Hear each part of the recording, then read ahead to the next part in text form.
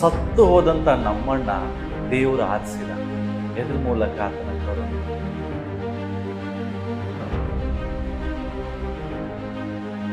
ನಿಮ್ಮನ್ನು ದೇವರು ಆರಿಸ್ಕೊಳ್ಳುವಾಗ ಯಾವ ಒಳ್ಳೆತನ ನಮ್ಮಲ್ಲಿ ಇರಲಿಲ್ಲ. ಕೆಟ್ಟು ಹೋದ ಹಣ್ಣುಗಳ ರೀತಿಯಲ್ಲಿ ನಾವಿದ್ದೀವಿ.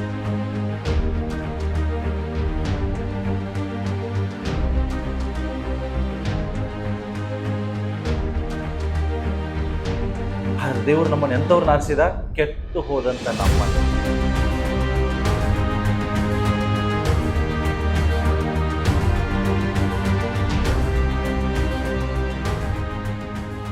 ಇವತ್ತಿನ ಸಂದೇಶ ಬಹಳ ಬ್ಯೂಟಿಫುಲ್ ಆದಂಥದ್ದು, ಸುಂದರವಾದದ್ದು.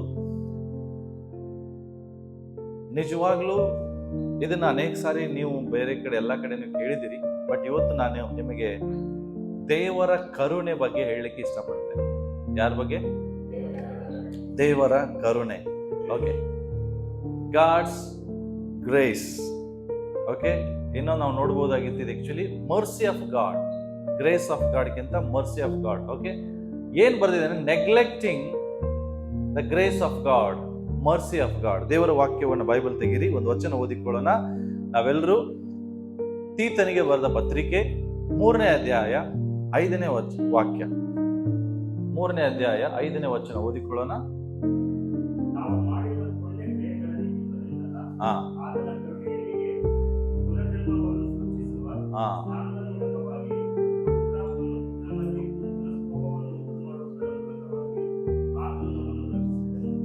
ಪ್ರಿಯರೇ, ನಾವೆಲ್ಲರೂ ರಕ್ಷಣೆನ ಹೊಂದಿಕೊಂಡಿದ್ದೇವೆ.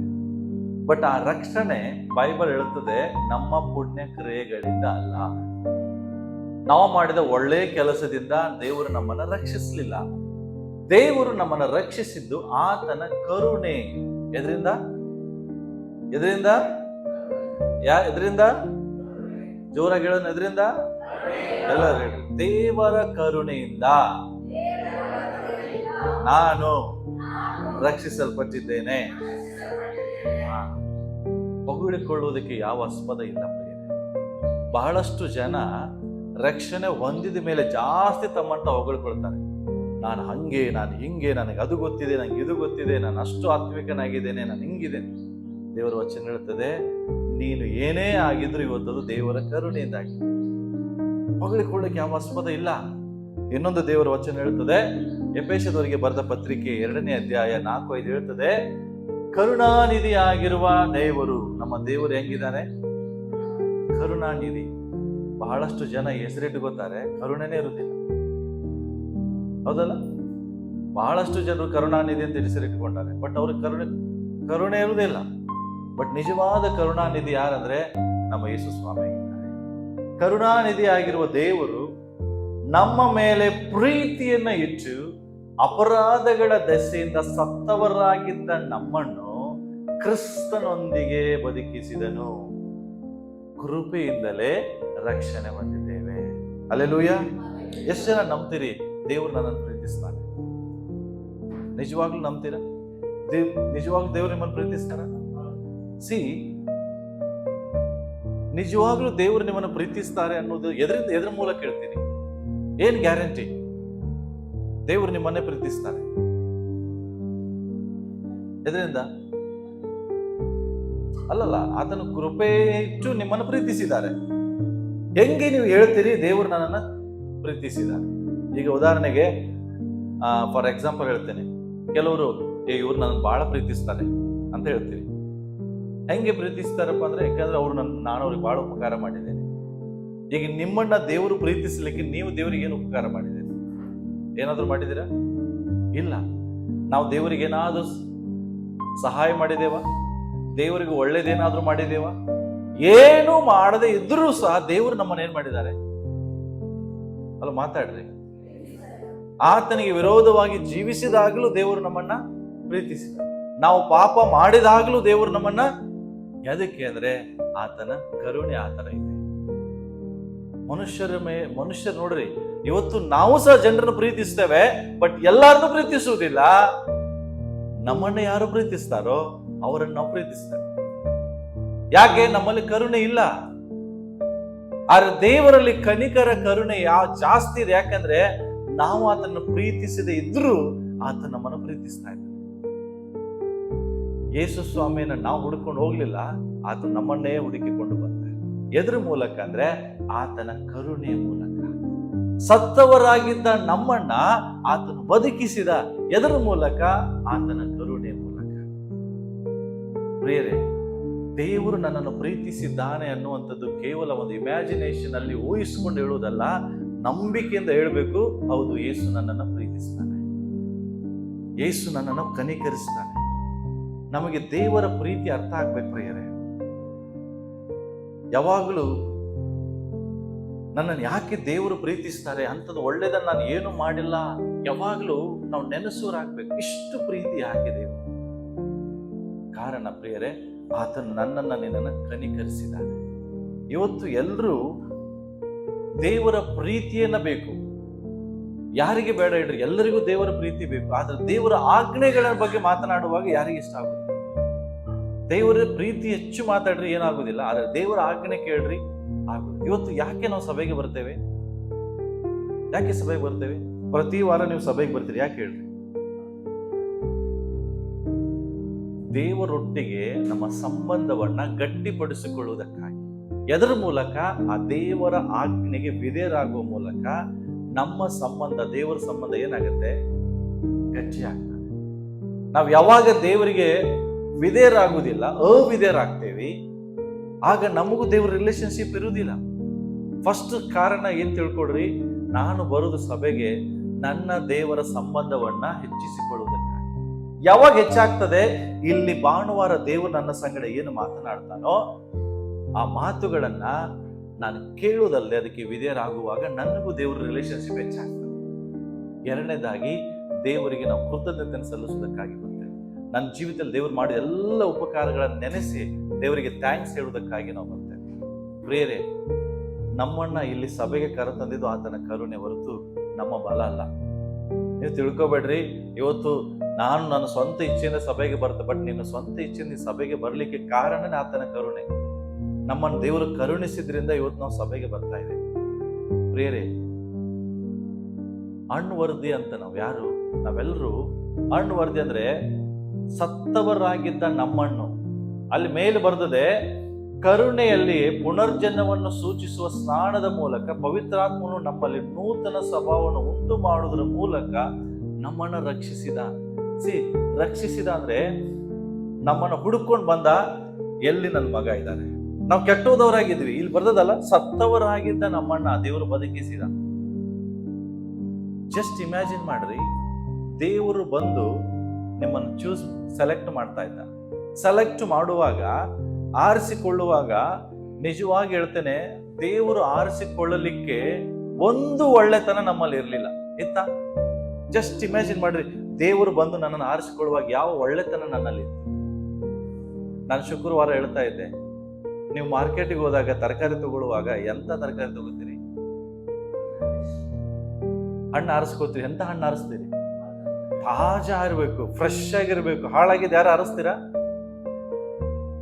ಇವತ್ತು ಭಾರತ ದೇಶದಲ್ಲಿ 140 ಕೋಟಿ ಜನರಿದ್ದಾರೆ. ಕರ್ನಾಟಕದಲ್ಲಿ 7 ಕೋಟಿಗಿಂತ ಹೆಚ್ಚಿನ ಜನರಿದ್ದಾರೆ. 7.5 ಕೋಟಿ ಜನಸಂಖ್ಯೆ ಆಗಿದೆ ಕರ್ನಾಟಕದಲ್ಲಿ. ಆ 7.5 ಕೋಟಿ ಜನರಲ್ಲಿಯೂ ಕೂಡ ದೇವರು ಆರಿಸಿಕೊಳ್ಳುವಾಗ ನನ್ನನ್ನು ನಿನ್ನ ಆರಿಸಿಕೊಂಡ್ರು. ನೀವ್ ಹೇಳ್ರಿ, ತರಕಾರಿ ಆರಿಸುವಂಗೆ ನಮ್ಮನ್ನ ದೇವರು ಆರಿಸಿದ್ರೆ ಇವತ್ತು ನಾವ್ ಇಲ್ಲಿ ಇರ್ತಿದ್ವಾ? ನಾವು ತರಕಾರಿ ಹಣ್ಣನ್ನು ಆರಿಸುವ ಹಾಗೆ ದೇವರು ನಮ್ಮನ್ನು ಆರಿಸಿದ್ರೆ ಒಬ್ರು ನಾವಿಲ್ಲಿ ಇರ್ತಿರ್ಲಿಲ್ಲ. ಯಾಕೆ? ಅಂತ ಒಳ್ಳೆತನ ನಮ್ಮಲ್ಲಿ ಏನು ಇರ್ಲಿಲ್ಲ. ಇತ್ತ? ದೇವರು ನಮ್ಮನ್ನು ಎಂತವ್ರನ್ನ ಆರಿಸಿದ? ಕೆಟ್ಟು ಹೋದಂತ ನಮ್ಮಣ್ಣ, ಸತ್ತು ಹೋದಂತ ನಮ್ಮಣ್ಣ ದೇವರು ಆರಿಸಿದ. ಎದ್ರ ಮೂಲಕ? ಆತನ ಕರುಣೆ. ಎಂದಾದ್ರೂ ಯೋಚಿಸಿದ್ರೆ ಇದನ್ನ? ಎಂದಾದ್ರೂ ಅಲ್ಲ ಸ್ವಾಮಿ, ನನ್ನ ಸುತ್ತಲೂ 1000 ಜನ ಇದ್ದಾರೆ, ಒಬ್ಬರನ್ನು ಆರಿಸ್ಲಿಲ್ಲ, ನಾನು ಒಬ್ಬನೇ ಆರಿಸಿದೆಯಲ್ಲ. ಒಂದ್ ದಿವಸ ಆದ್ರೂ ಕೂತ್ಕೊಂಡು ಆಲೋಚನೆ ಮಾಡಿದ್ರಿ? ಇಷ್ಟು ಜನರಿದ್ದಾರೆ ಲೋಕದಲ್ಲಿ, ಒಬ್ಬರನ್ನು ಹೆಸರಿಡದು ಕರೀಲಿಲ್ಲ, ನನ್ನನ್ನ ಹೆಸರಿಡದು ಕರೆದಿ. ಒಂದಿನ ಆದ್ರೂ ಆಲೋಚಿಸಿದ್ದೀರಿ? ದೇವರ ಕರುಣೆಯನ್ನ ಯಾವಾಗಲೂ ನೆನಪಿನಲ್ಲಿ ಇಟ್ಟುಕೊಳ್ಳೋನು ಇದನ್ನ ಆಲೋಚಿಸ್ತಾನೆ. ಏನಂತ? ಎವ್ರಿ ಡೇ ದೇವರು ನನ್ನನ್ನ ಕರೆದ. ಬಟ್ ಏನಾಗಿದೆ ಅಂದ್ರೆ, ದೇವರ ಕರುಣೆಯನ್ನ ಈಗ ಏನ್ ಮಾಡ್ತಾ ಇದೀವಿ ನಾವು? ಯೂಸ್ ಮಾಡ್ಕೊಂಡು ಗೊತ್ತಾಗ್ತಾ ಇದ್ದೇವೆ. ಯೂಸ್ ಅಂಡ್ ಥ್ರೋ ಆಗ್ಬಿಟ್ಟಿದೆ. ಈಗ ಯೂಸ್ ಅಂತ ಪ್ಲೇಟ್ ತಗೊಂಡ್ಬರ್ತೇವಲ್ಲ, ಊಟ ಮಾಡಿ ಹೊತ್ತಾಗ್ತೇವಲ್ಲ, ಹಂಗಾಗಿದೆ ಈಗ. ಏನು, ಆ ದೇವರ ಕರುಣೆಯನ್ನು ಉಪಯೋಗ ಮಾಡ್ಕೊಳ್ತಾ ಇದ್ದೇವೆ ಎಲ್ಲರೂ. ಬಟ್ ಆ ಕರುಣೆಗೆ ಪ್ರತಿಕಾರವಾಗಿ ನಾವೇನು ಮಾಡ್ತಾ ಇಲ್ಲ. ಅದನ್ನೇನ್ ಮಾಡ್ತಾ ಇದ್ದೇವೆ ಅಂದ್ರೆ ಹೊತ್ತಾಗ್ತಾ ಇದ್ದೇವೆ. ಓಕೆ, ನೆಕ್ಸ್ಟ್ ನೋಡೋಣ. ಓದನ್ರಿ, ಪ್ರಲಾಪಗಳು ತೆಗಿರಿ. ಲೆಮೆಂಟೇಷನ್ಸ್ ಅಂದ್ರೆ ಪ್ರಲಾಪಗಳು. ಏನು, ಯೆರೆಮೀಯನು ಬರೆದಂತ ಒಂದು ಪ್ರಲಾಪ. ಅದನ್ನು ಓದೋಣ. ಏನಿದೆ ಓದ್ರಿ. 3ನೇ ಅಧ್ಯಾಯ 21, 22 ಓದ್ರಿ. ಬೈಬಲ್ ತೆಗಿರಿ, ನಿಮ್ ಬೈಬಲ್ ಅಲ್ಲೂ ಓದ್ರಿ. ಹಾಗಾದ್ರೆ ಬೈಬಲ್ ಪ್ರಲಾಪಗಳು, ಯೆರೆಮೀಯ ಪುಸ್ತಕ ಆದ್ಮೇಲೆ ಬರೋದೇ ಪ್ರಲಾಪ. ಯಾಕಂದ್ರೆ ಯೆರೆಮೀಯನೇ ಬರೆದಿದ್ದು ಪ್ರಲಾಪಗಳು ಅಂತ. ಹಾ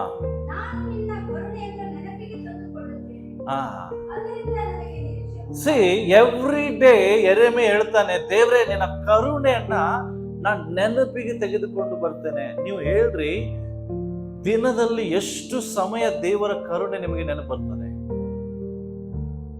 ಮಾತಾಡ್ರಿ. ನಿಮ್ಮನ್ನು ದೇವರು ಆರಿಸಿಕೊಳ್ಳುವಾಗ ಯಾವ ಒಳ್ಳೆತನ ನಮ್ಮಲ್ಲಿ ಇರಲಿಲ್ಲ. ಕೆಟ್ಟು ಹೋದ ಹಣ್ಣುಗಳ ರೀತಿಯಲ್ಲಿ ನಾವಿದ್ದೀವಿ. ಆದ್ರೆ ನಮ್ಮ ಮನೆಗೆ ಯಾರು ಕೆಟ್ಟೋದ ಹಣ್ಣು ತರುವುದಿಲ್ಲರಿ. ಆದ್ರೆ ದೇವರು ಕೆಟ್ಟು ಹೋದಂತ ನಮ್ಮನ್ನ ತಗೊಂಬಂದ್ರು. ಇದು ಕರುಣೆ. ಆತನ ಯೆರೆಮೀಯ ಹೇಳ್ತಾನೆ, ನಾನು ನಿನ್ನ ಕರುಣೆಯನ್ನು ನೆನಪಿಗೆ ತಂದುಕೊಳ್ತೇನೆ. Every day I remember your mercy. ನಿನ್ನ ಕರುಣೆ ಏನಂತ ನಾನು ನೆನಪು ಮಾಡ್ಕೊಳ್ತೇನೆ ಸ್ವಾಮಿ. ಯಾವಾಗೆಲ್ಲ ನೆನಪು ಮಾಡ್ಕೊಳ್ತೇನೆ ಅವಾಗ ನಂಗೊಂದು ನಿರೀಕ್ಷೆ ಹುಡ್ತದೆ, ನನಗೆ ನಂಬಿಕೆ ಹೆಚ್ಚಾಗ್ತದೆ. ಬಟ್ ಪ್ರೇರೆ, ಒಂದಾದ್ರೂ ದಿನ ಕೂತ್ಕೊಂಡು ದೇವರ ಕರುಣೆ ನೆನಪು ಮಾಡ್ಕೊಂಡಿದ್ವ? ಎಂದಂಗಿದ್ದೆ ನಾನು, ಇವತ್ತು ಎಲ್ಲಿಗೆ ಬಂದಿದ್ದೇನೆ? ನಿಜವಾಗ್ಲೂ ಇವತ್ತು ಹಾಡು ಹಾಡುವಾಗ ಕಣ್ಣೀರು ಬಂದು, ಯಾವುದು? ಕರುಣಾಮಯನೇ. ಹೌದಲ್ಲ? ನಾವು ದೇವರನ್ನ ಸ್ತುತಿಸಬೇಕು, ಸುಖವಾಗಿ ಬಾಳ್ಬೇಕಂತೇಳಿ ದೇವ್ರು ನಿನ್ನನ್ನ ಆರಿಸಿಕೊಂಡ. ಹೆಸರಿಡಿದು ಕರೆದಂತೆ. ಅದಕ್ಕೆ ಸುಖವಾಗಿ ಜೀವಿಸಬೇಕು. ನಿಮ್ಮ ಬಾಲ್ಯ ಜೀವಿತ, ಹಿಂದಿನ ಸ್ಥಿತಿ ನೆನಪು ಮಾಡಿಕೊಡ್ರಿ. ಇಷ್ಟು ಸುಖವಾಗಿ ನೀವಿದ್ದೀರಾ? ಜಸ್ಟ್ ಇಮ್ಯಾಜಿನ್ ಮಾಡ್ರಿ. ಇಷ್ಟು ಇವತ್ತು ನಾವು ಒಂದು ಲೆವೆಲ್ಗೆ, ಒಂದು ಹಂತಕ್ಕೆ ಬಂದು ದೇವರು ನಮ್ಮ ನೆಲೆಸಿದ್ದಾರೆ ಅಂದ್ರೆ ಇದು ನಿನ್ನ ಬಲ ಅಲ್ಲ, ನನ್ನ ಜ್ಞಾನ, ನನ್ನ ತಿಳುವಳಿಕೆ ಅಲ್ಲ, ಇದು ದೇವರ ಕರುಣೆ. ಅದಕ್ಕೆ ಯೆರೆಮೀಯ ಹೇಳ್ತಾನೆ, every day I remember your mercy. Next ಹೇಳ್ತಾನೆ, ನಾನು ಉಳಿದಿರುವುದು, ಹಲೋ ಹೇಳ್ರಿ, ನಾವು ಉಳಿದಿರುವುದು ಆತನ ಕೃಪಾವರಗಳು ಸಹ ನಿಂತು ಹೋಗು. ಅದ ಕರುಣೆ. ಹಲೋ ಪ್ರಿಯರೇ, ಇವತ್ತು ನಾವು ಬದುಕಿದ್ದೇವೆ ಅಂದ್ರೆ ಅದು ಆತನ ಕರುಣೆ. ನಿಜವಾಗಿ ಹೇಳ್ತೇನೆ, ನಾವೆಲ್ಲ ಎಷ್ಟು ಕೃತಜ್ಞತೆ ಉಳ್ಳವರಾಗಿರಬೇಕು ಗೊತ್ತಾ? ಯಾಕಂದ್ರೆ ನಾವು ಹೊಸ ಒಡಂಬಡಿಕೆಯಲ್ಲಿದ್ದೇವೆ. ನಾವೆಲ್ಲಿಲ್ಲ? ಹಳ ಒಡಂಬಡಿಕೆಯಲ್ಲಿಲ್ಲ. ಹಳೆ ಒಡಂಬಡಿಕೆಗೂ ಹೊಸ ಒಡಂಬಡಿಕೆ ವ್ಯತ್ಯಾಸ ಗೊತ್ತಾ ಪ್ರಿಯರೇ? ಅದಕ್ಕೆ ಇಲ್ಲಿ ಬರ್ದೇನೆ, we are in the grace of God. ನಾವು ದೇವರ ಕೃಪೆಯಲ್ಲಿದ್ದೇವೆ. We are not covered but blood of God cleanses us. ಅಂದ್ರೆ ಏನ್ ಗೊತ್ತಾ? ನಾವು ನಮ್ಮ ಪಾಪಗಳನ್ನ ದೇವರು ಮುಚ್ಚಲಿಲ್ಲ, ಅದರ ಬದಲಾಗಿ ತೊಳೆದು ಶುದ್ಧೀಕರಿಸಿದ್ದಾರೆ. ಹಳೆ ಒಡಂಬಡಿಕೆಯಲ್ಲಿ ಏನಾಗ್ತಿತ್ತು ಅಂದ್ರೆ ಅವರ ಪಾಪಗಳನ್ನ ದೇವರು ಮುಚ್ಚಿ ಹಾಕ್ತಿದ್ರು. ಫಾರ್ ಎಕ್ಸಾಂಪಲ್ ಹೇಳ್ತೇನೆ, ಒಂದು ಬ್ಲಾಕ್ ಬೋರ್ಡ್ ತಗೊಳ್ರಿ. ಬ್ಲಾಕ್ ಬೋರ್ಡ್ ಅಲ್ಲಿ ನಿಮ್ಮ ಪಾಪಗಳನ್ನ ಬರೀರಿ. ಸ್ಕೆಚ್ ಇದ್ರಲ್ಲೇ, ಪೆನ್ಸಿಲ್, ಚಾಕ್ಲೆ ಬರೀರಿ. ಬರೆದಾಗ ನಿಮ್ಮ ಪಾಪಗಳು ಕಂಡ ಅದ್ರ ಮೇಲೆ ಒಂದು ಪರದೆ ಹಾಕ್ರಿ. ಏನಾಯ್ತು? ಈಗ ನಿಮ್ಮ ಪಾಪಗಳೇನಾಯ್ತು? ಏನಾಯ್ತು? ಮುಚ್ಚಲ್ಪಡ್ತು. ಇದು ಹಳೆ ಒಡಂಬಡಿಕೆ. ಬಟ್ ದೇವರು ನಮ್ಮ ಪಾಪಗಳನ್ನ ಪರದೆಯಿಂದ ಮುಚ್ಚಲಿಲ್ಲ, ಅದನ್ನ ಅಳಿಸಿ ಹಾಕಿದ್ರು. ಇದು ದೇವರ ಕರುಣೆ. ಯಾವಾಗಾದ್ರೂ ಇಮ್ಯಾಜಿನ್ ಮಾಡಿದ್ರೆ ಇದನ್ನ? ದೇವರ ಕರುಣೆ. ಜಸ್ಟ್ ಪಾಪಗಳನ್ನ ಬರೆದು ಹಿಂಗ ಪರದೆ ಹಾಕಿದ್ರೆ ಮುಚ್ಚಂಗೆ, ಬಟ್ ಆ ಪರದೆ ತೆಗೆದ್ರೆ ನಮ್ಮ ಪಾಪಗಳು ಇನ್ನೂ ಇದೆ. ಬಟ್ ಯೇಸು ಹಂಗೆ ಮಾಡ್ಲಿಲ್ಲ. ಹಲೋ, ನೀನ್ ಸತ್ತಾಗ, ಪರಲೋಕಕ್ಕೆ ಹೋದಾಗ ನಿನ್ನ ಪಾಪಗಳು ಎಷ್ಟಿದೆ ಒಂದು ಪರದೆ ಓಪನ್ ಮಾಡಿದ್ರು ಸಹ ಯೇಸು ಸ್ವಾಮಿ ರಕ್ತದಿಂದ ಎಲ್ಲವೂ ತೊಳೆಯಲ್ಪಟ್ಟಿರ್ತದೆ. ಅದಕ್ಕಾಗಿ ಯೇಸು ಸ್ವಾಮಿ ಬೈಬಲ್ ಹೇಳಿದೆ, ನಮ್ಮ ಅಪರಾಧ ಪತ್ರಗಳನ್ನ ದೇವರು ಹರಿದು ಹಾಕಿದ್ದಾನೆ, ಇಲ್ಲದಂತಾಗಿ ಮಾಡಿದ್ದಾನೆ. ಇದು ದೇವರ ಕರುಣೆ. ಯಾವಾಗಲೂ ಇಮ್ಯಾಜಿನ್ ಮಾಡಿದ್ದೀರಾ? ಇಷ್ಟು ಪ್ರೀತಿ ಯಾರು ಮಾಡ್ತಾನೆ? V are not just ಫರ್ಗಿವನ್ but we are saved. ಅದು ಬರೇ ಹಳೆ ಒಡಂಬಡಿಕೆಯಲ್ಲಿ ಏನಾಗ್ತಿತ್ತು ಅಂದ್ರೆ ಕ್ಷಮಾಪಣೆ ಸಿಗ್ತಿತ್ತು, ಗೊತ್ತಾ ನಿಮ್ಗೆ? ಕ್ಷಮಾಪಣೆ ಸಿಗ್ತಿತ್ತು, ಬಟ್ ರಕ್ಷಣೆ ಇರಲಿಲ್ಲ. ಬಟ್ ನಮಗಾದರೂ ಕ್ಷಮಾಪಣೆ ಜೊತೆಗೆ ರಕ್ಷಣೆ ಸಿಕ್ಕಿದೆ. ಉದಾಹರಣೆಗೆ ಹೇಳ್ತೇನೆ ನೋಡಿ, ಒಂದು ಎಕ್ಸಾಂಪಲ್ ಕೊಡ್ತೇನೆ. ನಿಮ್ಮ ಮಗ ಮನೆ ಮುಂದೆ ಒಂದು ದೊಡ್ಡ ಹೊಂಡ ಇದೆ, ಏನಿದೆ? ಒಂದು ದೊಡ್ಡ ಹೊಂಡ ಇದೆ ಅಂತ ತಿಳ್ಕೊಡ್ರಿ. ನೀವು ನಿಮ್ಮ ಮಗ ಹೇಳ್ತೀರಿ, ಮಗ ಹೊಂಡ ಇರ್ತದೆ, ಹುಷಾರು, ಹೋಗ್ಬೇಡ, ಬೀಳ್ಬೇಡ ಹೊಂಡದಲ್ಲಿ. ಏನ್ ಹೇಳ್ತೀರಿ? ಹೊಂಡದಲ್ಲಿ ಬೀಳ್ಬೇಡ, ಹೊಂಡ ಇದೆ ಅಂತ ನಿಮ್ಮ ಮಗಗೆ ನೀವು ಪದೇ ಪದೇ ಹೇಳ್ತಿರ್ತೀರಿ. ಆಯ್ತು ಡ್ಯಾಡಿ ಅಂತೇಳಿ, ಆದ್ರೂ ಸಹ ಮಗ ಏನ್ ಮಾಡ್ತಾನೆ? ಹೋಗಿ ಹೊಂಡದಲ್ಲಿ ಬಿದ್ದು ಬಿಡ್ತಾನೆ. ಆ ಹೊಂಡದಲ್ಲಿ ಬಿದ್ದು ಜೋರಾಗಿ ಕಿರಿಸ್ತಾನೆ, ಡ್ಯಾಡಿ ಡ್ಯಾಡಿ ಅಂತ. ಅವಾಗ ನೀವು ಹೋಗ್ತೀರಿ, ಅವಾಗ ಹೇಳ್ತಾನೆ ಮಗ, ಡ್ಯಾಡಿ ಸಾರಿ, ನೀನು ಹೇಳಿದ್ದೆ, ಆದ್ರೂ ನಾನು ಹೊಂಡದಲ್ಲಿ ಬಿದ್ದೆ, ಕ್ಷಮಿಸು ಅಂತ ಹೇಳ್ತಾನೆ. ಆಗ ಡ್ಯಾಡಿ ಆಯ್ತು ನಾನು ನಿಂಗೆ ಕ್ಷಮಿಸಿದ್ದೇನೆ, ಗುಡ್ ಬೈ ಅಂತ ಹೇಳಿ ಹೋಗ್ತಾನೆ. ಅರ್ಥ ಏನು? ಆಯ್ತು ಮಗ, ನಾನು ನಿನ್ನ ಕ್ಷಮಿಸಿದ್ದೇನೆ ಅಂತ ಹೇಳಿ ಹೋಗ್ತಾನೆ. ಇದು ಹಳೆ ಒಡಂಬಡಿಕೆ. ಏನು? ಕ್ಷಮಿಸಿದ, ಅದ್ರ ಮೇಲೆತ್ತಲಿಲ್ಲ. ಹೊಸ ಒಡಂಬಡಿಕೆಯಲ್ಲಿ ಎಸ್ ಮಗ, ಐ ಫರ್ಗಿವ್ ಯು ಅಂತ ಹೇಳಿ ಮತ್ತೆ ಕೈ ಹಿಡಿದು ಮೇಲೆತ್ತದ. ಇದು ರಕ್ಷಣೆ. ಅರ್ಥ ಆಗ್ತದ? ಇದು ಹೊಸ ಒಡಂಬಡಿಕೆ. ಇದರಲ್ಲಿ ನಾವು ಇದ್ದೇವೆ. ದೇವರು ಬರೀ ನಮ್ಮನ್ನು ಕ್ಷಮಿಸಲಿಲ್ಲ, ಅದರ ಬದಲಾಗಿ ನಮ್ಮನ್ನು ರಕ್ಷಿಸಿದ. ಕೈ ಹಿಡಿದು ಆ ಗುಂಡಿಯಿಂದ ಹೊರಗಡೆ ತೆಗೆದುಕೊಂಡು ಬಂದ. ಆ ಗುಂಡಿ ಅಂದ್ರೆ ಪಾಪ. ಹಳೆ ಒಡಂಬಡಿಕೆಯಲ್ಲಿ ಪಾಪವನ್ನ ಮಾಡ್ತಿದ್ರು, ಮತ್ತೆ ಹೋಗಿ ಯಜ್ಞವನ್ನು ಸಮರ್ಪಿಸ್ತಿದ್ರು, ಅವರ ಪಾಪಗಳು ಪರಿಹಾರ ಆಗ್ತಿತ್ತು ಅಷ್ಟೇ. ಬಟ್ ರಕ್ಷಣೆ ಇಲ್ಲ. ಆದ್ರೆ ಹೊಸ ಒಡಂಬಡಿಕೆಯಲ್ಲಿ ದೇವರು ನಮಗೆ ಏನ್ ಮಾಡಿದ್ದಾರೆ? ಬರೀ ಪಾಪಗಳನ್ನು ಅಷ್ಟೇ ಕ್ಷಮಿಸದೆ ನಮ್ಮನ್ನು ದೇವರು ರಕ್ಷಿಸಿದ್ದಾರೆ. ಇದು ದೇವರ ಕರುಣೆ. ದೇವರ ಕರುಣೆ ಮತ್ತೆ ಕೃಪೆಗೆ ವ್ಯತ್ಯಾಸ ಇದೆ, ಗೊತ್ತಾ ನಿಮ್ಗೆ? ಕರುಣೆ ಮತ್ತೆ ಕೃಪೆ ಏನದು? ಕರುಣೆ ಕೃಪೆ ಫಾರ್ ಎಕ್ಸಾಂಪಲ್ ಹೇಳ್ತೇನೆ. ನೀವು ಒಂದು ದೊಡ್ಡ ಬೆಟ್ಟವನ್ನು ಹತ್ತುತ್ತಾ ಇದ್ದೀರಿ. ಏನು?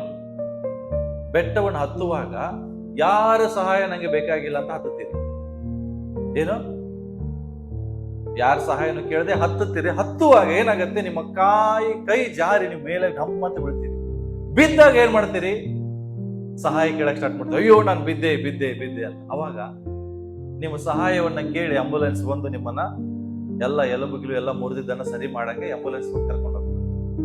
ಇದೇ ಕರುಣೆ. ಯಾವುದು? ನೀವು ಬಿದ್ದಾಗ ಕೇಳ್ತಿರಲ್ಲ, ಅವಾಗ ಆಂಬುಲೆನ್ಸ್ ಅದೇ ಕರುಣೆ. ಮತ್ತೆ ನೀವು ಹತ್ತುತ್ತೀರಿ, ಮತ್ತೆ ಯಾರು ಸಹಾಯ, ಮತ್ತೊಮ್ಮೆ ಇನ್ನೊಮ್ಮೆ ಹತ್ತಿ ಬಿಡೋಣ ಅಂತ ಹತ್ತುತ್ತೀರಿ. ಮತ್ತು ಹತ್ತುವಾಗ ಕೈ ಮತ್ತೆ ಜಾರಕ್ಕೆ ಸ್ಟಾರ್ಟ್ ಮಾಡ್ತೀರಿ. ಜಾರುವಾಗಲೂ ಯಾರು ಸಹಾಯ ಕೇಳೋದಿಲ್ಲ, ನಮ್ಮಂತೆ ಬೀಳ್ತೀರಿ. ಬಿದ್ದಾಗ ಮತ್ತೆ ಅಯ್ಯೋ ಅಂತೀರಿ. ಅವಾಗ ಮತ್ತೆ ಆಂಬುಲೆನ್ಸ್ ಬಂದು ನಿಮ್ಮನ್ನು ಕರ್ಕೊಂಡೋಗಿ ಟ್ರೀಟ್ಮೆಂಟ್ ಮಾಡ್ತಾರೆ. ಆದ್ರೆ ಕೃಪೆ ಏನ್ ಮಾಡ್ತದೆ ಗೊತ್ತಾ? ಕೃಪೆ ಅಂದ್ರೆ ಏನು ಗೊತ್ತಾ? ನೀವು ಬೀಳುವುದಕ್ಕಿಂತ ಮುಂಚೆ ಸಹಾಯ ಕೇಳುವುದು. ಅರ್ಥ ಆಗ್ತದೆ? ಬೀಳುವುದಕ್ಕಿಂತ ಮುಂಚೆ ದೇವರೇ ನಾನು ಹತ್ತುತ್ತಾ ಇದ್ದೇನೆ, ನಾನು ಬೀಳದಂತೆ ಸಹಾಯ ಮಾಡಿ. ಎಣ್ಣೆ ನಿಮ್ ಕೈ ಜಾರ್ದದ ಅಂದ್ರೂ ಕೂಡ ನಿಮಗೇ ಗೊತ್ತಿಲ್ಲದಂಗೆ ನೀವು ಹತ್ತಿ ನಿಂತಿರ್ತೀರಿ. ಇದು ದೇವರ ಕೃಪೆ. ಇದು ನಾವು ಮಾಡೋದಿಲ್ಲ.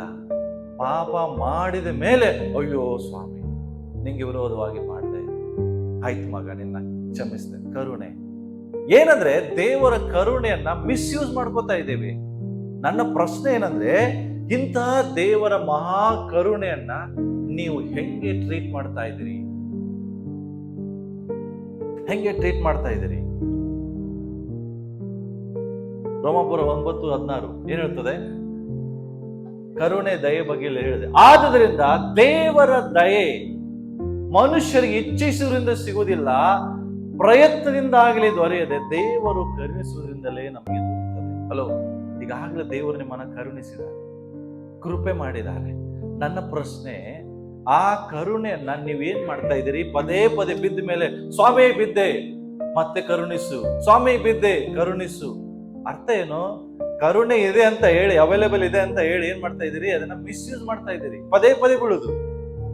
ಬಟ್ ದೇವ್ರು ಬಯಸೋದೇನು ಗೊತ್ತಾ? ಮಗನೇ, ಬೀಳೋಕ್ಕಿಂತ ಮುಂಚೆ ನೀನು ಸಹಾಯ ಕೇಳು. ಪ್ರಿಯನ ಒಂದ್ ಹೇಳ್ತೇನೆ, ಎಲ್ಲರೂ ಯೌವನಸ್ಥರಿದ್ದೀರಿ, ಎಲ್ಲರೂ ಇದ್ದೀರಿ. ನಿಮಗೆ ಪಾಪ ಮಾಡೋ ಪ್ರೇರೇಪಣೆ ಬರ್ತಾ ಇರುವಾಗಲೇ ಪ್ರಾರ್ಥನೆ ಮಾಡಿ, ದೇವ್ರ ಸಹಾಯ ಕೇಳ್ರಿ, ದೇವರ ಕೃಪೆ ಕೇಳ್ರಿ. ದೇವರೇ ನನಗೆ ಕೃಪೆ ಕೊಡು ಸ್ವಾಮಿ ಈ ಪಾಪದಿಂದ ಜಯಿಸ್ಲಿಕ್ಕೆ. ನಿನಗೆ ದೇವರ ಕೃಪೆಯನ್ನು ಕೊಟ್ಟು ಆ ಪಾಪ ಮಾಡದಂಗೆ ದೇವ್ರು ಸಹಾಯ ಮಾಡ್ತಾರೆ. ನಾವ್ ಹಂಗ್ ಮಾಡೋದಿಲ್ಲ. ಪ್ರೇರೇಪಣೆ, ಪಾಪ ಮಾಡೋ ಪ್ರೇರೇಪಣೆ ಮತ್ತೆ ಪಟಕ್ಕನೆ ಮಾಡ್ಬಿಡ್ತೀವಿ. ಮಾಡಾದ್ಮೇಲೆ ಅಯ್ಯೋ ಅಳ್ತಾ ಕುಂತ್ಬಿಡೋದು, ಸ್ವಾಮಿ ಕ್ಷಮಿಸು. ದೇವರ ಕರುಣೆ ಅವೈಲೇಬಲ್ ಇದೆಯಲ್ಲ, ದೇವರ ಕರುಣೆ ಇದೆಯಲ್ಲ, ಅದನ್ನೇನ್ ಮಾಡ್ತೇವೆ? ಮಿಸ್ಯೂಸ್. ನನ್ನ ಪ್ರಶ್ನೆ, how you treat the mercy of God? ದೇವರ ಕರುಣೆಯನ್ನ ಹೆಂಗೆ ನೀವು ಟ್ರೀಟ್ ಮಾಡ್ತಾ ಇದ್ದೀರಿ? Same thing like this. ಪಾಪ ಮಾಡೋದು, ಬಿದ್ದ ಮೇಲೆ ಗೊಳೋ ಅಂತ ದೇವರೇ ನನ್ನ ಕರುಣಿಸು. ಪಾಪ ಮಾಡೋದು, ಬೀಳುದು, ಮತ್ತೆ ದೇವರೇ ಕರುಣಿಸು. ನೋ, ಇದು ದೇವರಿಗೆ ಬಯಸುವುದಿಲ್ಲ. ಬೇಕಂತಲೇ ಪಾಪ ಮಾಡಿ ಮತ್ತೆ ಅದಕ್ಕೆ ಇನ್ಯಾವ ಪ್ರಾಯಶ್ಚಿತ್ತ ಇಲ್ಲ ಪ್ರಿಯರೇ. ಪಾಪ ಮಾಡೋದು, ಬೀಳುದು, ಪಾಪ ಮಾಡೋದು. ಅದಕ್ಕೆ ದೇವರು ಹೇಳ್ತಾರೆ ನಿಮ್ಮ ರಕ್ಷಣೆಯನ್ನ. ಅದಕ್ಕೋಸ್ಕರ ನೆಕ್ಸ್ಟ್ ಒಂದು ವಚನ ಇದೆ, ಓದಿಕೊಳ್ಳೋಣ. How you treat God's grace. ಇಬ್ರಿಯ 1:3 ಏನ್ ಹೇಳ್ತದೆ ನೋಡ್ರಿ. ಆದುದರಿಂದ ಒಬ್ರು ಹೋದ್ರಿ 2:1-3 ಇಬ್ರಿಯರಿಗೆ ಬಂತು. ಭಯಪಚ್ಚು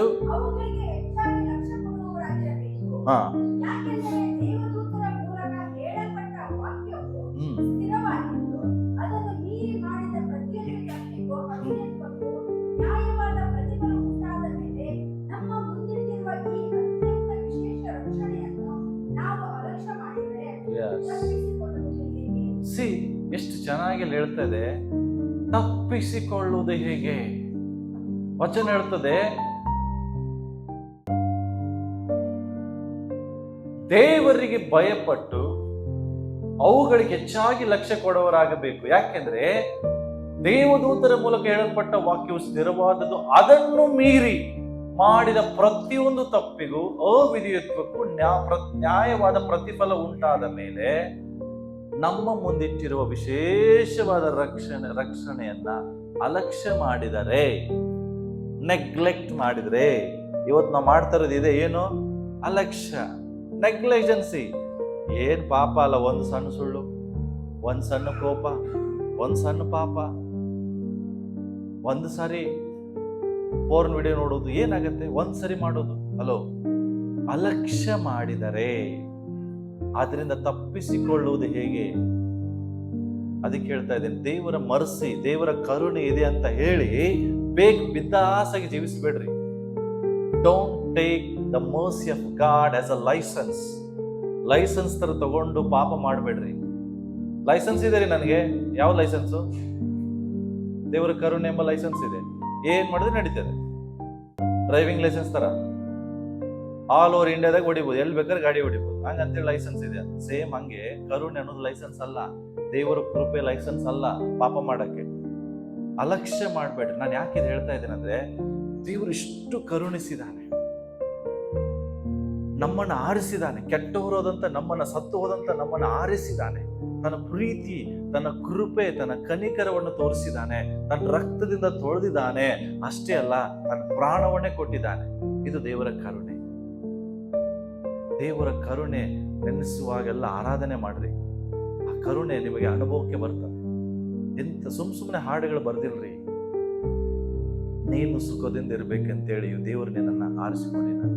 ತಿಳ್ಕೊಡ್ರಿ, ಇವತ್ತು ಸಾವಿರ ಜನ ನನ್ನ ಕುಟುಂಬಸ್ಥರಿದ್ದಾರೆ. ಅವರೆಲ್ಲರಿಗಿಂತ ದೇವರನ್ನು ಉನ್ನತ ಸ್ಥಾನದಲ್ಲಿ ಇಟ್ಟಿದ್ದಾರೆ. ಇದು ದೇವರ ಕರುಣೆ. ನಂಬ್ತೀರಾ? ಇವತ್ತು ನೀವು ನಂಬದೇ ಇರುವಂತ ದೊಡ್ಡ ಬಿಸಿನೆಸ್ ನಿಮಗೆ ಕೊಟ್ಟಿದ್ದಾನೆ. ಇದು ದೇವರ ಕರುಣೆ. ಇವತ್ತು ಎಷ್ಟೋ ಜನರಿಗೆ ಆರೋಗ್ಯ ಇಲ್ಲ, ಇವತ್ತು ನಿಮಗೆ ಆರೋಗ್ಯ ಇದೆ. ಇದು ದೇವರ ಕರುಣೆ. ಎಷ್ಟೋ ಜನರು ಸತ್ತೋಗಿದ್ದಾರೆ, ಇವತ್ತು ನೀವು ಬದುಕಿದ್ದೀರಿ. ಇದು ದೇವರ ಕರುಣೆ. ನಾವು ಇನ್ನೂ ಸತ್ತೋಗಿಲ್ಲ, ಇನ್ನೂ ನಾಶವಾಗಿಲ್ಲ. ಯಾಕೆ? ದೇವರ ಕರುಣೆ. ಆತನು ನಂಬಿಗಸ್ತನು. ನಾವು ಪಾಪ ಮಾಡಿದ್ರು ಸಹ ನಮ್ಮನ್ನು ಆತನು ಪ್ರೀತಿಸ್ತಾ ಇದ್ದಾನೆ.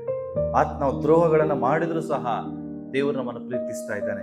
ಯಾಕೆಂದ್ರೆ ದೇವರು ನಮ್ಮನ್ನ ಸೆಲೆಕ್ಟ್ ಮಾಡಿದ್ದಾನೆ, ನಮ್ಮನ್ನು ಆರಿಸಿಕೊಂಡಿದ್ದಾನೆ. ಬಟ್ ನನ್ನ ಪ್ರಶ್ನೆ ಏನಂದ್ರೆ, ಆ ಕೃಪೆಯನ್ನ, ಆ ಕರುಣೆಯನ್ನ ನಾವು ಹೇಗೆ ಟ್ರೀಟ್ ಮಾಡ್ತೇವೆ?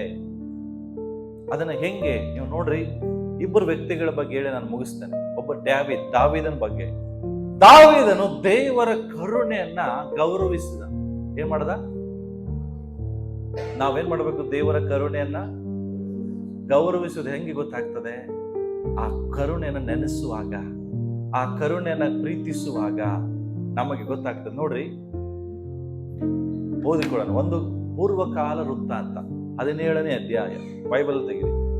ಒಂದು ಪೂರ್ವಕಾಲ ವೃತ್ತಾಂತ, ಫಸ್ಟ್ ಕ್ರಾನಿಕಲ್ ಚಾಪ್ಟರ್ 17 ವರ್ಸ್ 16, 17ನೇ ಅಧ್ಯಾಯ 16ನೇ ವಾಕ್ಯ ಹೇಳ್ತದೆ, ಅರಸನಾದ ದಾವೀದನ ಏನ್ ಹೇಳ್ತಾನೆ ನೋಡ್ರಿ.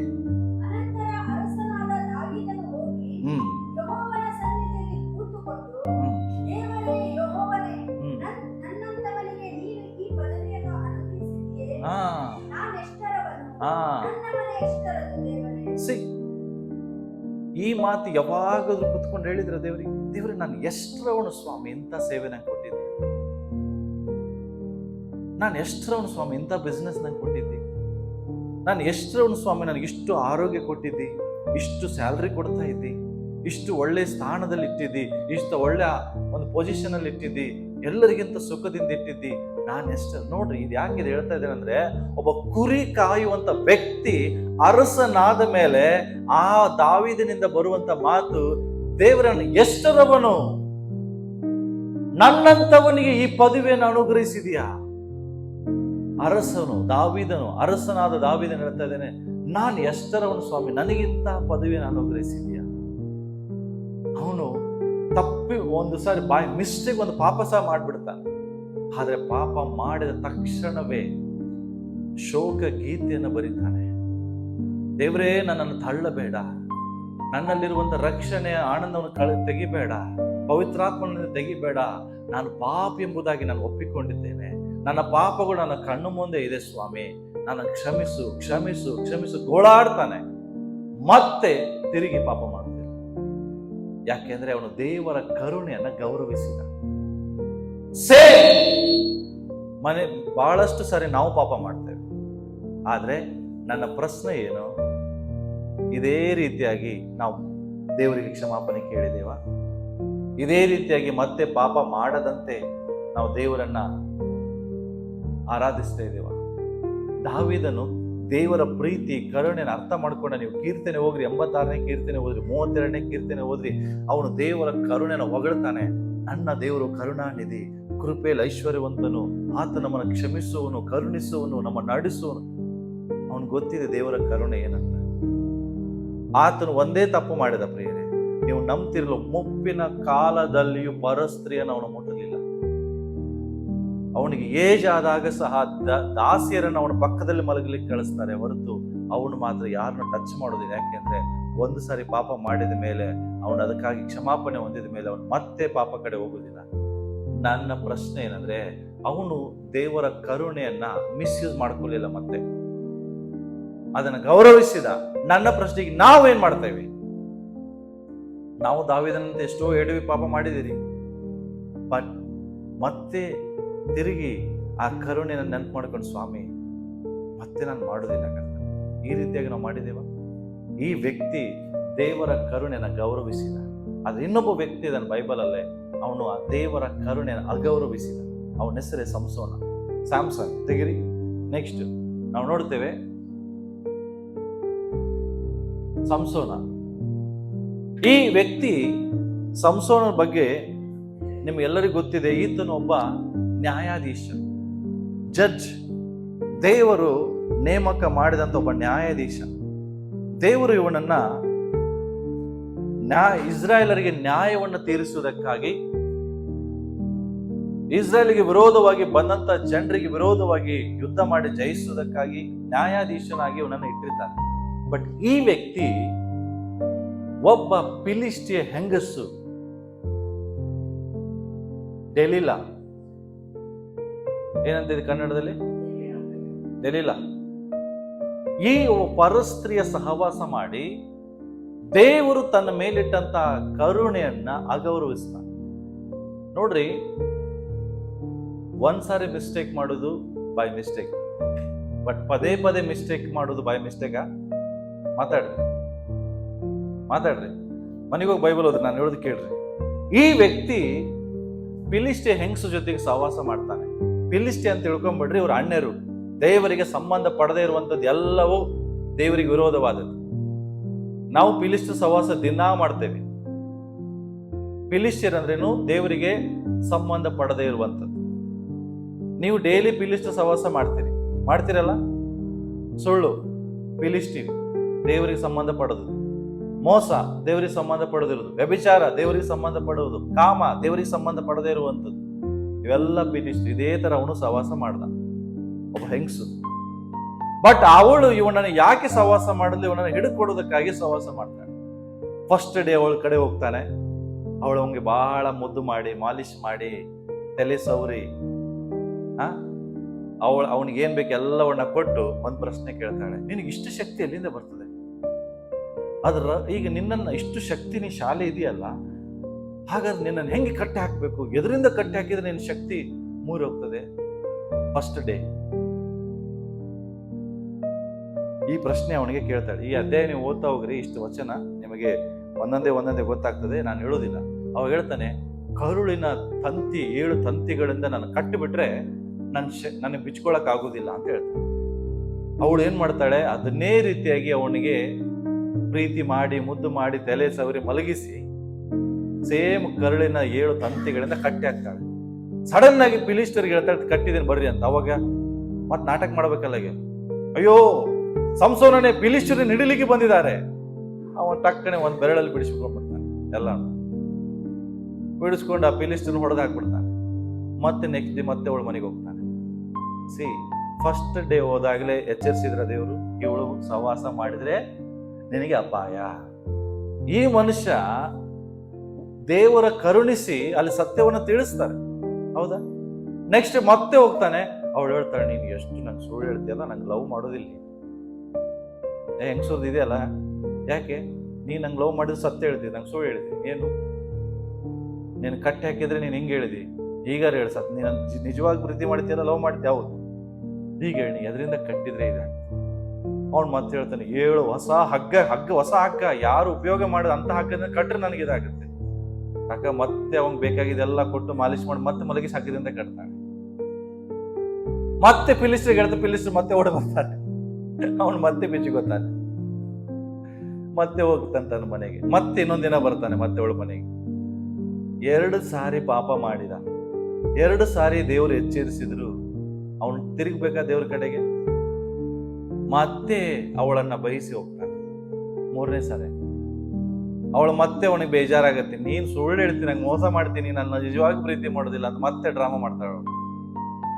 ಬೈಬಲ್ ಬರೆದದೆ 1 ಸಾರಿ ಅಲ್ಲ, ಪದೇ ಒಂದು ವಚನ ಇದೆ ಅಲ್ಲಿ. 16ನೇ ವಚನ ನೀನು ಓದಿದ್ರೆ, ಇದಲ್ಲದೆ ಅವಳು ಅವನನ್ನ ದಿನವೂ ಮಾತಿನಿಂದ ಪೀಡಿಸುತ್ತಿದ್ದರಿಂದ ಅವನಿಗೆ ಸಾಯುವುದೇ ಒಳ್ಳೇದು. ಅಂದ್ರೆ ನಾನು ಹೇಳುದು, ಇಷ್ಟು ಪೀಡಿಸುವ ಹೆಂಗಸ ಸಹವಾಸ ನಿಂಗೆ ಯಾಕಪ್ಪ? ಇಷ್ಟು ಪೀಡಿಸ್ತಾ ಇದ್ದಾಳೆ ಅಂತ ಗೊತ್ತಿದ್ರು ಮತ್ತು ಸಹವಾಸ ಮಾಡ್ತಿ ಅಂದ್ರೆ ನೀನು ಈ ಹೆಣ್ಣಿನ ಸಹವಾಸ ಎಷ್ಟು ಡೇಂಜರ್ ತಿಳ್ಕೊಡು, ಹೌದಾ? ನಿಮ್ಮ ಹೆಂಗಸರ ಬಗ್ಗೆ ಹೇಳ್ತಿಲ್ಲ ನಾನು, ನಿಮ್ಮ ಹೆಂಗಸರು ಬಿಟ್ಟು ಬೇರೆ ಹೆಂಗಸರದ ಡೇಂಜರ್ ಇದು. ನಿಮ್ಮ ಹೆಂಗಸರು ಬಿಟ್ಟು ಬೇರೆ ಹೆಂಗಸರು ಕಣ್ಣು ಹಾಕಿದ್ರೆ ಇದೇ ಸಮಸ್ಯೆ ಬರ್ತದೆ. ಇದೇನ್ ಹೇಳ್ತಾ ಇದೆ ಅಂದ್ರೆ, ನನಗೆ ಅರ್ಥ ಆಗ್ಲಿಲ್ಲ, ಈ ವ್ಯಕ್ತಿಗೆ ಪದೇ ಪದೇ ಪೀಡಿಸ್ತಾಳೆ ಅಂತ ಗೊತ್ತಿದೆ ಅಲ್ಲ, ಅಂದ್ರೆ ಏನ್ ಅರ್ಥ? ದೇವರ ಕರುಣೆನ ನೆಗ್ಲೆಕ್ಟ್ ಮಾಡ್ದ, ದೇವರ ಪ್ರೀತಿ, ದೇವರ ಕರುಣೆನ ಗೌರವಿಸ್ಲಿಲ್ಲ, ಅಗೌರವಿಸಿದ. ಅಂದ್ರೆ ಪದೇ ಹೋಗ್ತಾ ಇದ್ದಾನೆ ಅಂದ್ರೆ ಅರ್ಥ ಮಾಡ್ಕೊಡ್ರಿ ಏನಿದೆ. ಆದ್ರೆ ದಾವಿದಂಗ್ ಮಾಡ್ಲಿಲ್ಲ. 1 ಸಾರಿ ಮಾಡದಂತ ಪಾಪದಿಂದ ತಿರುಗಿ ಪಶ್ಚಾತ್ತಾಪ ಪಟ್ಟು ಮತ್ತೆ ಅಂತ ಪಾಪವನ್ನೇ ಮಾಡ್ಲಿಲ್ಲ ರೀ. ಆದ್ರೆ ಇವನು ಎಷ್ಟು ಸಾರಿ ಎಚ್ಚರಿಸ್ತಾರೆ. 3 ಸಾರಿ ಈ ತರ ಅವನ ಜೀವಿತದಲ್ಲಿ ಘಟನೆ ಆಗ್ತದೆ. ಫಿಲಿಸ್ಟರ್ ಬಂದು ಹಿಡಿಲಿಕ್ಕೆ ಬರ್ತಾರೆ. ಅವಾಗ ಅನ್ಸ್ಬೋದಿತ್ತು, ಈ ಹೆಂಗಸಿನಿಂದ ನಂಗೆ ಡೇಂಜರ್ ಇದೆ, ನಾನು ಇರಬಾರ್ದು ಅಂತ ಹೇಳಿ. ಆದ್ರೆ ಆ ಒಂದು ಹೆಣ್ಣಿನ ಸಹವಾಸಕ್ಕೆ ದೇವರು ಅವನ ಜೀವಿತದಲ್ಲಿ ಇಟ್ಟಂತ ರಹಸ್ಯವನ್ನೇ ಹೇಳ್ಬಿಡ್ತಾನೆ. 3 ಸಾರಿ ತಪ್ಪಿಸ್ಕೊಂಡ. 1ನೇ ಸಾರಿ ಕರುಳಿನ ತಂತಿ ಅಂದ, 2ನೇದು ಹೊಸ ಹಗ್ಗ ಅಂದ, 3ನೇದು ನನ್ನ ತಲೆ ಕೂದಲನ್ನ ಇದರಿಂದ ಮಷೀನಿಂದ ನೀಗ ಮಾಡಿದ್ರೆ ಸಾಕು, ಅದರಿಂದ ಕಟ್ಟಿದ್ರೆ ಇದಾಗತ್ತೆ, ಜಡೆ 7 ಜಡೆನೆ ಅಂದ. ಅದೆಲ್ಲದಿಂದ ತಪ್ಪಿಸಿದ್ರು ದೇವರು. ಕಡೆಗೆ ಅವನು ಹೇಳ್ದ, ನನ್ನ ತಲೆ ಬೋಳಿಸ್ಬಿಡು, ಮುಗಿತು ಅಂದ್ಬಿಟ್ಟ. ನನ್ನ ತಲೆಯಲ್ಲಿದೆ ನನ್ನ ಅಭಿಷೇಕ, ನನ್ನ ತಲೆ ಬೋಳಿಸು. ಯಾಕೆಂದ್ರೆ ಹುಟ್ಟದಾಗಿಂದ ಅವನ ತಲೆಗೆ ಇದುವರೆಗೂ ಕತ್ತೆ ಹಾಕಿರ್ಲಿಲ್ಲ. ದೇವರು ಹೇಳಿರ್ತಾರೆ ಕತ್ತೆ ಹಾಕ್ಬೇಡ. ದೇವರು ಏನು ಹೇಳಿರ್ತಾರೆ ಅದನ್ನ ವಿರೋಧವಾಗಿ ಒಂದು ಹೆಂಗಸಿಗೋಸ್ಕರ ಅವನು ಮಾಡ್ತಾನೆ. ಇದರ ಅರ್ಥ ಏನಂದ್ರೆ, ದೇವರ ಕರುಣೆಯನ್ನ ಮಿಸ್ಯೂಸ್ ಮಾಡ್ಕೊಂಡು. ನಾನ್ ನಿಮಗೆ ಹೇಳೋದೇನಂದ್ರೆ, ಈ ರೀತಿಯಾಗಿ ಯಾರು ಮಾಡಬೇಡಿ. ದೇವರ ಕರುಣೆ ಪದೇ ಸಿಗುವುದಿಲ್ಲ. ಅದಕ್ಕೆ ನಾನು ಹಿಂದಿನ ವಚನ ಓದಿಸಿದೆ ನಿಮಗೆ. ಒಂದು ಸಾರ್ತಿ ನಿಮ್ಮ ರಕ್ಷಣೆ ಬಗ್ಗೆ ನೀವು ಅಲಕ್ಷ್ಯ ಮಾಡಿದರೆ ಮತ್ತೆ ಅದರಿಂದ ನಿಮಗೆ ಹೆಂಗೆ ರಕ್ಷಣೆ ಸಿಗ್ತದೆ? ಒಂದು ಸಾರಿ ಪಾಪದ ಪರಿಜ್ಞಾನವನ್ನು ಹೊಂದಿ ತಿರುಗಿ ನೀನು ಪಾಪ ಮಾಡಿದರೆ ಮತ್ತೆ ಅದಕ್ಕೆ ಯಾವ ಪ್ರಾಯಶ್ಚಿತ್ತ ಯಜ್ಞ ಇಲ್ಲ. ಮತ್ತೆ ಅದಕ್ಕೆ ಪ್ರಾಯಶ್ಚಿತ್ತ ಯಜ್ಞ ಇಲ್ಲ. ದಾರಿ ತಪ್ಪಿದ ಮಗ ಅರ್ಥ ಏನಂದ್ರೆ, ಅವನು ತಿರುಗಿ ವಾಪಸ್ ಬಂದು ಹೇಳ್ತಾನೆ, ಸ್ವಾಮಿ ನಾನು ಪದೇ ಪಾಪ ಮಾಡಿದೆ, ನಾನು ಕ್ಷಮಿಸು, ಯೋಗ್ಯನಲ್ಲ ನಾನು ಅಂದ್ರೆ ವಾಪಸ್ ಅವನು ಮತ್ತೆ ಹೋಗ್ಲಿಲ್ಲ. ಅದಕ್ಕೆ ಇವತ್ತು ನಾನು ನಿಮ್ಗೆ ಹೇಳೋದು ಒಂದೇ, ಮತ್ತೆ ತಿರುಗಿ ಹೋಗ್ಬೇಡ. ಸಂಸೋರಣ ಹಾಗೆ ಮಾಡ್ಬಿಡಿ. ಕಡೆಗೆ ಏನಾಯ್ತು? ಅವನ ಆಯುಷ್ ಮುಗಿದೋಯ್ತು, ಅಲ್ಲಿಗೆ ಫಿನಿಶ್. ದೇವರವನು ಇಷ್ಟು ಬೇಗ ಸಾಯ್ಬೇಕಂತ ಇರ್ಲಿಲ್ಲ, ಅವನು ಬೇಗ ಸಾಯ್ಬೇಕನ್ನುವಂಥ ದೇವ್ರ ಚಿತ್ತ ಇರ್ಲಿಲ್ಲ. ಬಟ್ ಅವನ ತಪ್ಪಿನಿಂದ ಅವನು ಬೇಗ ಸತ್ತೋದು. ಪದೇ ನಾನು ಸುಮಾರು ಸಲ ಹೇಳಿದ್ದೇನೆ, ಹಣ ಮತ್ತೆ ಹೆಣ್ಣು, ಇದ್ರ ಹಿಂದೆ ಹೋದಂಥವ್ರು ಬೈಬಲ್ ಅಲ್ಲಿ ಯಾರು ಪೂರ್ಣ ಆಯುಷ್ಯ ಜೀವಿಸಿಲ್ಲ. ಹಳೆ ಒಡಂಬಡಿಕೆಯಿಂದ ಹಿಡಿದು ಹೊಸ ಒಡಂಬಡಿಕೆವರೆಗೂ ಹಣದ ಹಿಂದೆ ಹೋದಂಥವ್ರು ಪೂರ್ಣ ಆಯುಷ್ಯ ಆಗಿಲ್ಲ. ಹಳೆ ಒಡಂಬಡಿಕೆಯಲ್ಲಿ ಬಹಳಷ್ಟು ಜನ ನೋಡಿದ್ರು, ಕೇಜಿಂದ ಪ್ರಾರಂಭವಾಗ್ತದೆ. ಹಣದ ಹಿಂದೆ ಹೋದ, ಸತ್ತು ಹೋದ. ಹೌದಾ? ಹೆಣ್ಣಿನಿಂದ ಸಂಸೋನದ ಆಯುಷ್ಯನ ಕಳ್ಕೊಂಡ. ಹೊಸ ಒಡಂಬಡಿಕೆಗೆ ಬರ್ರಿ, ಅನನ್ಯ ಸಫರ್ಗಳು ಹಣದ ಆಸೆ ಉಳ್ಳವರಾದ್ರು ಸತ್ತೋದ್ರು. ಇಸ್ಕರಿಯೋದ ಹಣದ ಹಿಂದೆ ಹೋದ, ಸತ್ತೋದ. ಬಹಳಷ್ಟು ಎಕ್ಸಾಂಪಲ್ಗಳಿದೆ. ಆದ್ರೆ ನಾನು ಹೇಳೋದೇನಂದ್ರೆ, ಇದು ಅರ್ಥ ಏನಂದ್ರೆ, ದೇವರ ಕರುಣೆಯನ್ನ ನೆಗ್ಲೆಕ್ಟ್ ಮಾಡಬೇಡಿ, ಅದನ್ನ ಗೌರವಿಸಿ. ದಾವೀದನಿಗೆ ವಾಪಸ್ ಬರ್ರಿ, ಸಂಸೋನನಿಗೆ ಮತ್ತೆ ಹೋಗ್ಬೇಡ್ರಿ. ಅವಾಗ ಏನಾಗುತ್ತೆ? ದೇವರು ನಮ್ಮನ್ನ ಮಹಾಕರುಣೆಯಿಂದ ನಮ್ಮನ್ನ ದೇವರು ಕ್ಷಮಿಸಿ ಮತ್ತೆ ದೇವರು ನಮ್ಮನ್ನು ನಡೆಸುವ ಹಾಗೆ. ದೇವರ ವಾಕ್ಯವನ್ನು ಆಶೀರ್ವದಿಸಿ ನಾವೆಲ್ಲರೂ ಎದ್ದು ನಿಂತುಕೊಂಡು ಆ ದೇವರ ಕರುಣೆಯನ್ನು ನೆನೆಸಿ